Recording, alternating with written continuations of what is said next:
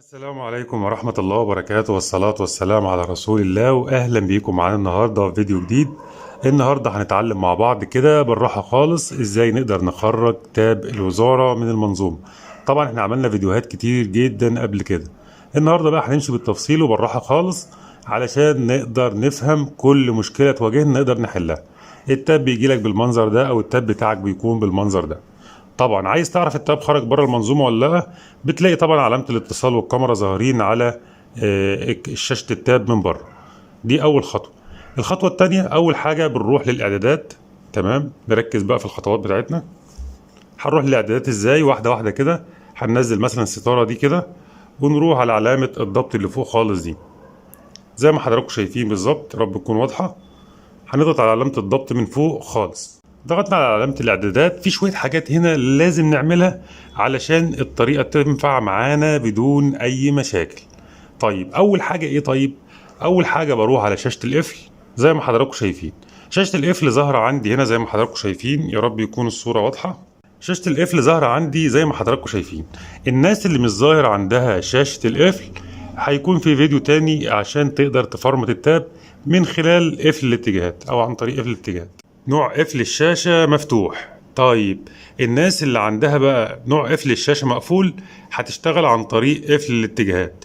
طيب قفل الاتجاهات ده أنا مستني بس تاب يجيلي يكون نوع قفل الشاشة مقفول علشان أنزل لكم فيديو خاص ب نوع قفل الشاشة عن طريق قفل الاتجاهات، أو تقدر تفرمت تاب الوزارة عن طريق قفل الاتجاهات في حالة ان نوع قفل الشاشة مش موجود عندك او مختفي زي سمارت لوك كده بالظبط.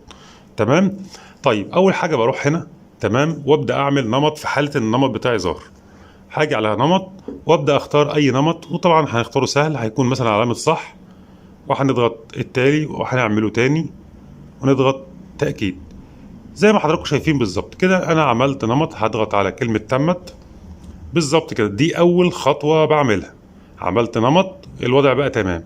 بعد كده وانا لسه هنا بروح على كلمه ضبط قفل الامن اللي هي تحت قفل الشاشه على طول.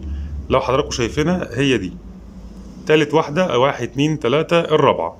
بنزل على ضبط قفل الامن، وبعد ما ادخل على ضبط قفل الامن هيطلب مني طبعا الرمز بتاعي، هعمله صح اللي أنا لسه عامله من شويه، واتاكد بقى هنا من الخيار الرابع التالت.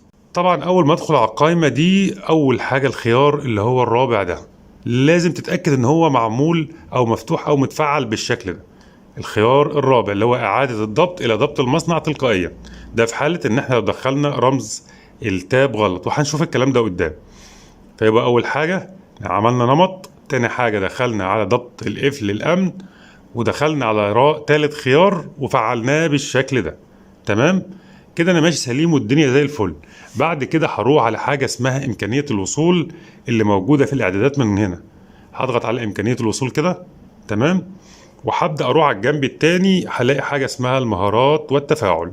هضغط على المهارات والتفاعل وهاجي هنا على قائمه المساعد اللي هي تاني واحده، يا رب الصوره تكون واضحه.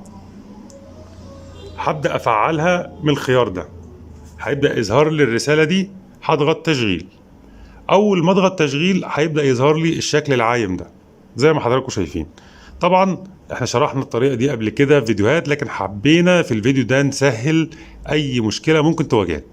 طيب بعد كده بدخل على الحمايه وبفتح اعداد الامن، بيظهر لي بالشكل اللي حضراتكم شايفينه ده، يلزم رسم النقش، ودي اللي احنا محتاجين نفعلها. طب نفعلها ازاي؟ بنجيب المؤشر العايم ده نوقفه جنب كلمة يلزم رسم النقش زي ما حضراتكم شايفين بالظبط. تمام، وبوقفه ليه؟ علشان اعرف مكان كلمة يلزم رسم النقش. طيب الخطوة اللي بعد كده ببدأ اضغط على الحماية كمان مرة، ارجع لورا.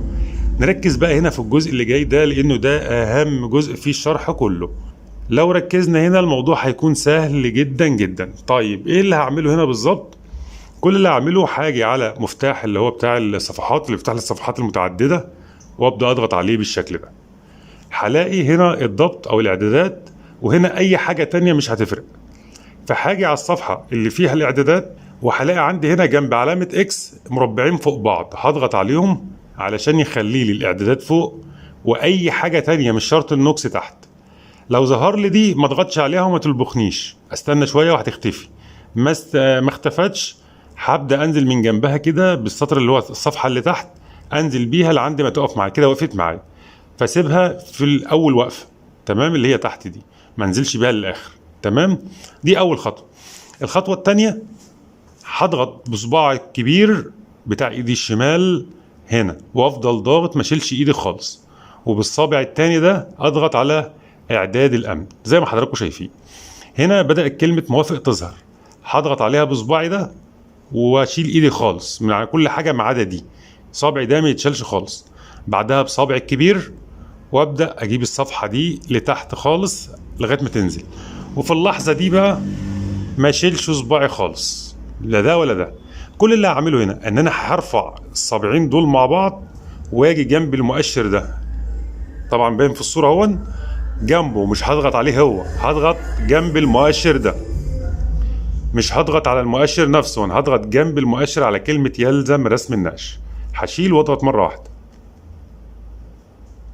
زي ما حضراتكم شايفين الموضوع سهل جدا جدا. التركيز بس في الجزء بتاع تفعيل وضع الامن. زي ما حضراتكم شايفين هي الفكره كلها في التركيز في الجزء ده. لو ركزنا بس وقفنا الفيديو ومشينا خطوه خطوه في حته تفعيل وضع الامن الموضوع انتهى. بعمل ايه في الخطوه اللي بعد كده؟ بكتب طبعا الرمز بتاعي صح. قبل ما اقفل التاب وقبل ما اعمل اي حاجه بروح ادخل تاني على اعداد الامن. لو لقيت النقطه لسه تحت اعيد الخطوه تاني. نركز جدا في الكلام ده. لو لقيت النقطه اللي متعلمه دي على يلزم رسم النقش موجوده لسه تحت على عدم الطلب، بعيد خطوه تفعيل الوضع الامني تاني، افضل اعيدها لعند ما تطلع النقطه فوق.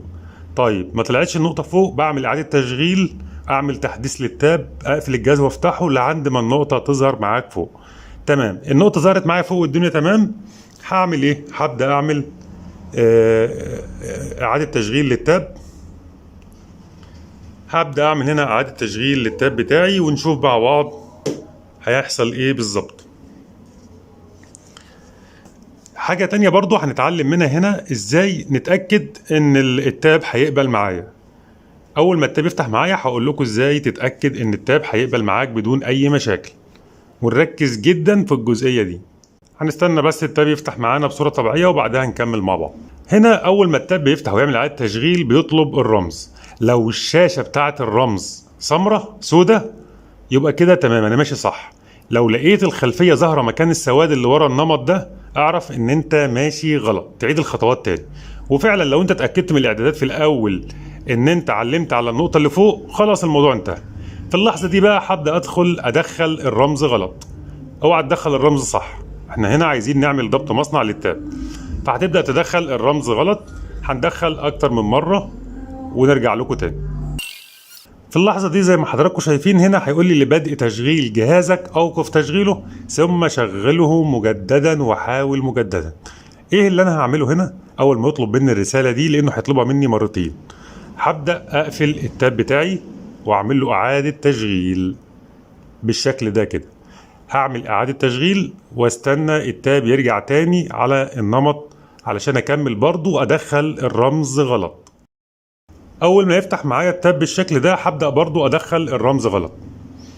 والصح هنا انك تدخل رمز كبير يعني طويل، ومش كل مره نفس النمط، يعني مش همسك كله وافضل اعمل نمط واحد باستمرار، لا غير النمط عن كل مره علشان تيجي معاك بسرعه. لان انت لو دخلت نفس النمط هيبدا يخليك تدخل عدد كبير جدا من النمط عشان يبدا يفرمط معاك.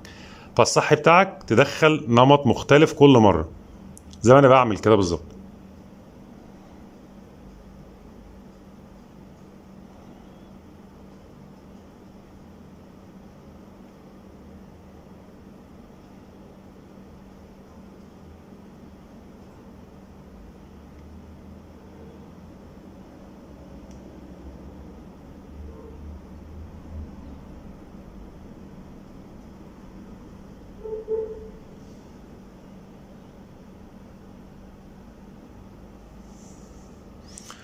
دي المرة التانية اللي هيقول لي وقف الجهاز أو اعمل إعادة تشغيل للجهاز. زي ما حضراتكم شايفين الرسالة ظاهرة أهي، بيقول لك لبدء تشغيل جهازك أوقف تشغيله ثم شغله مجددا. هيجي لك مرتين تعمل فيهم إعادة تشغيل بالشكل ده كده بالظبط. هنعمل إعادة تشغيل ونرجع نكمل برضو النمط غلط، ودي هتكون آخر مرة وبعدها هنفرمط الجهاز. هنا زي ما حضراتكم شايفين هنبدأ برضو ندخل الرمز غلط. هنا بدأ يعد لي لو لاحظنا مع بعض، هنا بيقول لك تبقى لك 9 محاولات علشان يقوم بعملية فورمات. هنكمل لعند ما نخلص 9 محاولات ونرجع لكم. زي ما حضراتكم شايفين كده التاب بدأ يدخل في وضع الفورمات معايا بدون أي مشاكل. تمام. هنبدأ نستنى شوية لما ينتهي التاب من عملية الفورمات ونرجع لكم على طول. فزي ما حضراتكم شايفين كده بيقول لي جاري محو البيانات. الفيديو سهل جدا ومسهلين الدنيا كلها، مفيش أي مشكلة. لو في أي مشكلة أو جزئية واقفة عندك تقدر توقف الفيديو وتبدأ تكمل خطواتك واحدة واحدة بدون أي مشاكل. هنبدأ نستنى بقى لما ينتهي من عملية الفورمات ونرجع لكم تاني. زي ما حضراتكم شايفين بالظبط كده تم عملية فورمات أو ضبط مصنع للتاب بطريقة سهلة جدا وبدون أي مشاكل. دلوقتي هيجي دور الكمبيوتر، هنروح نضغط ضغطة واحدة بس ونخرج التاب من المنظومة بشكل نهائي. ولو حبينا نرجعه تاني للمنظومة هيكون في فيديو خاص ازاي تقدر ترجع التاب بتاعك للمنظومة مرة تانية. هيكون في سلسلة شروحات كتير جدا الفترة اللي جاية عن التاب، وكمان في فيديو حصري للتاب الجديد هتنزل قريب جدا. يلا بينا على طول نروح للكمبيوتر علشان نشوف هنقدر نخرجه ازاي من غير ما نوصل واي فاي ولا نعمل اي حاجة. يلا بينا. زي ما حضراتكم شايفين كده رحنا للكمبيوتر بدون اي مشاكل. كل اللي هنعمله هنحمل البرنامج ده من تحت الفيديو وهيكون احدث اصدار موجود عندنا. طبعا هنفتح البرنامج وهنبدأ نفتح الأداة بشكل طبيعي جدا. أداة صغيرة وحجمها صغير. طبعا هنا أول ما البرنامج بيفتح بيطلب منك إنه ينزل التعريفات. لو أنت مش منزل التعريفات بتاعة أجهزة سامسونج هتلاقي البرنامج بيديك رسالة كده هنا ويقول لك يس أو نو. اديله يس هيبدأ يحمل وبعدها هيثبت التعريفات بشكل طبيعي وبدون أي مشاكل. لو ما قالكش والجهاز ما تعرفش معاك فوق كده، يعني المكان ده فاضي كده مفيش فيه أي حاجة، يبقى أنت عندك مشكلة في التعريفات. يبقى أنت كده عندك مشكلة في التعريفات. أنا بقى هسيب لك تعريفات سامسونج لوحدها تحت علشان لو ظهر عندك المشكلة دي تحمل التعريفات وتثبتها بدون أي مشاكل. أول خطوة هنعملها هنا هنروح نوصل الكابل بالتاب بتاعنا. زي ما حضراتكم شايفين أول ما وصلت التاب بالكمبيوتر ظهر عندي فوق خالص كده. إيه اللي أنا هعمله؟ هاجي على كلمة ديسيبل نوكس اللي هي التالتة. تمام. هضغط عليها بالشكل ده كده ونلاحظ مع بعض التاب هنعمل فيه إيه بالظبط. نركز. أول ما يظهر لي الرسالة دي تمام مش هضغط عليها أي حاجة، هروح على التاب واضغط على كلمة مكالمات الطوارئ واكتب نجمة شباك 0 نجمة شباك. أول ما يظهر لي الشاشة اللي ظاهرة قدام حضراتكم حاجة على الرسالة واضغط بعدها أوكي بالشكل ده كده. نلاحظ بقى مع بعض إيه اللي هيحصل بالتفصيل. كده ما عملتش أي حاجة خالص، هيظهر لي الرسالة دي. هاجي في المربع اللي فوق ده أعلم فيه الأول وبعدها أضغط أوكي. تمام. وهنا أبدأ أستنى التاب ونشوف الأداة هتعمل إيه بالظبط. كل حاجة مع بعض خطوة بخطوة والموضوع سهل جدا جدا. كده زي ما حضراتكم شايفين البرنامج هنا قال لي تم إزالة 14 تطبيق من التاب. دي التطبيقات الخاصة بالنوكس. هنروح بقى على التاب بتاعنا هيفتح بالمنظر ده. هنتك على نعلم على العلامات دي مع بعض كده وبعدين نضغط على السهم اللي تحت نيكست اي اجري. التاب فتح معايا بدون اي مشاكل. علامة الاتصال موجودة، الكاميرا بتاعتي شغالة، المتجر شغال، اقدر استخدم تاب واركب خط واشتغل بصورة طبيعية وبدون اي مشاكل. طريقة سهلة، يا رب تكون عجبتكم. ويا ريت قبل ما نقفل الفيديو نشترك في القناة ونفعل زر الاشعارات ونشارك الفيديو علشان نستفاد من الشرح بتاعنا. ويا ريت قبل ما نقفل الفيديو نشترك في القناة ونفعل زر الاشعارات علشان يوصلكم اي حاجة جديدة خاصة بالتاب. والسلام عليكم ورحمة الله وبركاته.